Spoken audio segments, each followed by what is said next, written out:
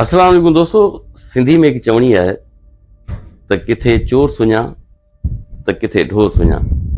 ही को अफ़सानो न है पर मंडिया कर्नाटका भारत में साम्हूं आयल एक हैरान कंदड़ वाक़ियो है।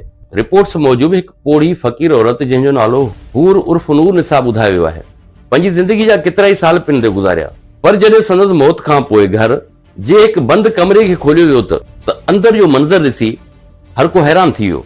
30 खां वधीक बोरियुनि में सिक्का ऐं नंढी मालियत या नोट भरियल हुआ। रक़म ॻणी वई त तक़रीबन 8,40,000 भारतीय रुपया निकिता। ही वाक़ियो NDTV ऐं इंडियन एक्सप्रेस समेत केतिरनि ई मीडिया इदारनि रिपोर्ट कयो आहे। हिते असल सवाल इहो न आहे त हुन वटि एतिरा पैसा किथां आया।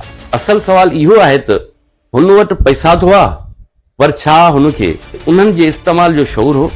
छो त जंहिं माण्हू वटि शऊर न आहे, अक़ल जी नेमत न आहे, ज़रूरत जी सुञाणप न आहे, उन लाइ क़ीमती शइ बि फज़ूल हूंदी आहे।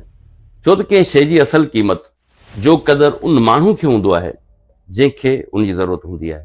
बुखे माण्हू लाइ हिकु मानी जी क़ीमत, बीमार माण्हू लाइ हिकु दवा जी क़ीमत ऐं ज़रूरतमंद लाइ पैसे जी क़ीमत शायदि उन शख़्स खां वधीक को नथो सम्झी सघे जंहिं वटि इहे शयूं मौजूदु न आहिनि।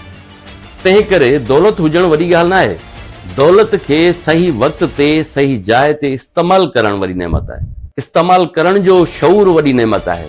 छो त दौलत जो ढेर बि इंसान जे कमु नथो अचे जेकॾहिं इंसान खे उन जो क़दुरु, ज़रूरत ऐं सही इस्तेमाल जो शऊर ई न आहे।